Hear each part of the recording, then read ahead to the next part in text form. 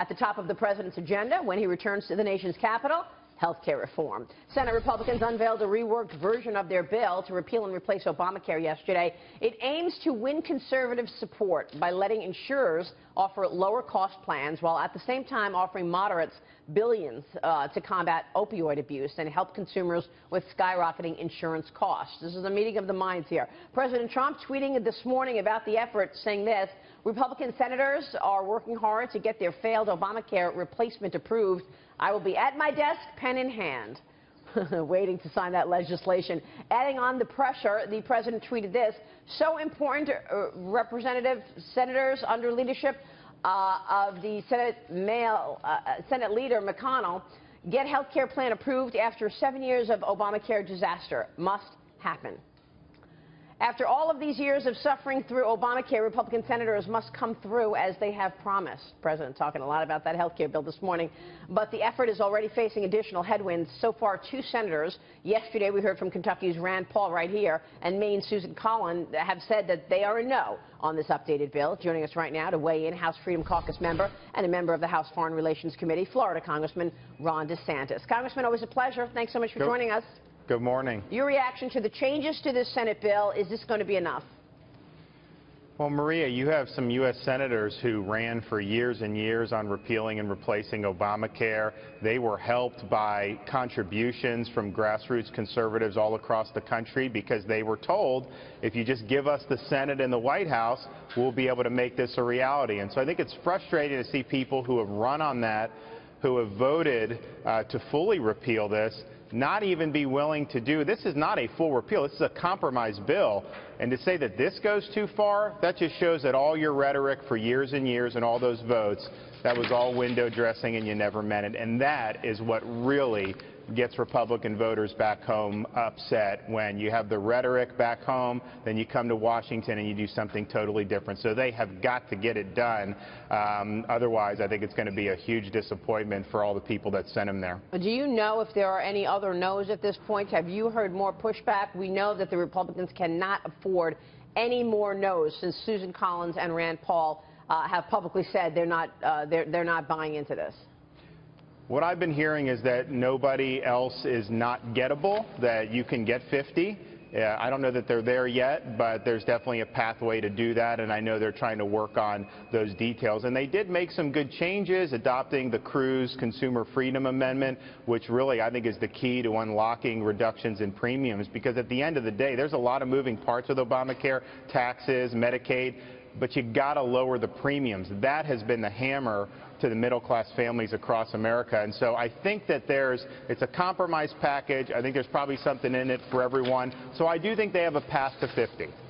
Congressman, it's Dagan McDowell, but you have Republican senators standing by Obamacare tax increases. The 0.9% payroll tax and the 3.8% tax on investment income, they stay in. They will continue to exist. And so how do Republicans step up and say, we stand for Democratic tax increases? Well, we shouldn't say that. I mean, I think that's exactly what's going on. So Senator Rounds said right here yesterday. Yeah, my view would be, I want to repeal all of Obamacare. That's what we promised. That's what we should do. I look around my chamber, I look around the Senate, and unfortunately, even though everybody who is a Republican ran on the same things I did, not all of them are willing to do that. And so you're in a situation, can you roll back significant portions of Obamacare? But yeah, those tax increases that they're not going to roll back, it seems that that's what's going to happen in the Senate bill, that will cost jobs. The Tax Foundation said you roll back the investment taxes, that's 100,000 jobs that would be created. And we want to facilitate investment in this country. We don't want to repel it. When you tax it more, you get less of it. It's just bad economics. Congressman, you mentioned this isn't a full repeal. What's the consolation prize here to the American people with respect to not getting this full repeal and kind of half-baking it this way to get it through? I mean, isn't it better to move on to something that is a full repeal, even if it takes longer? I know that's going to upset one Donald Trump, but isn't that the better solution longer term for the American people? Well, if they don't get this bill in the Senate, I would absolutely support us passing the bill that Obama vetoed in 2016, and the president has endorsed this as well, which would basically neuter Obamacare, defunds it, repeals all the taxes, and then you can have that take effect a year and a half down the road, so that then you have time to legislate a replacement. And that may have been what we should have done from the beginning. So to me, we've gone down this road enough. I think we got to see if we can get over the finish line with what they're working on. But if not, then I agree. I think we should just go back to that 2016 bill. Everyone's on record as already supporting that, and so do it, and then you have a window where you're able to legislate. Now, I don't think you're going to get a lot of help from Democrats on the replacement, but if you've already signed the repeal into law, then at least they would have an incentive to want to have some sense of this in the Senate, particularly some of those Democrats in Republican states. Congressman, it's Heatha Herzog. So I'm a small business owner, and you're talking about this time frame, maybe a year and a half. I just got a letter from my insurance company that said that my premiums are going to go up 38%, including my employees. What do you tell these small business owners who are waiting here? A year and a half is just not, it's not doable as a small business owner. And if you're going to sit there and go back to the original Obamacare, what do you tell these small business owners? Well, I would, in terms of the burdens on small business, I think you repeal that immediately. I was saying about replacements, some of the things that have been talked about, you would just need a little bit of time to phase that in and give Congress time to legislate if you did the repeal first, then the replace later. But I want to do all this immediately. I don't think realistically anything that's done now is going to affect the 2018 rates just because the policies are already being formulated. But I think it is important to get this in place so that for the 2019 rates that are going to come out in fall of 2018, that people start to see some differences and see more options and more affordability.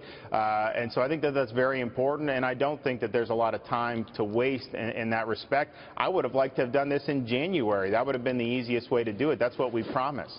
Well, what do you think about Rand Paul's argument that, look, the Republicans are going to go down with the spiraling down of Obamacare because this is not a full repeal? I recognize this is a lot to completely repeal it and then come out with a replacement later. The transition period is going to be tough and expensive, but I mean, you did promise a full repeal. What about Rand Paul's ideas? Don't jump on a falling ship.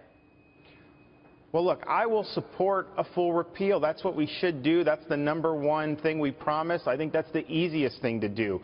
I just know, Maria, from having talked to colleagues, and you've talked to members of Congress as well, you have some members who just will not support that right now. And so I can sit there and say that's the only thing I'll vote for. The problem is if I can't get 218 votes for that, if they can't get the 50 votes in the Senate for that, and maybe there comes a time where we will be able to do that because the current product doesn't succeed in getting the votes, I don't know. But I can tell you, having gone through this debate when we did it in the spring, I was in conference meetings. We have Republican members who get up and just say, I want to repeal Obamacare, but I don't want to repeal this part or that part or the other part. Right. Well, when you start going that way, then basically you don't want to repeal it at all. So, yes, the clean repeal would have been the preferable route, and I would absolutely support that if that were put in front of us today.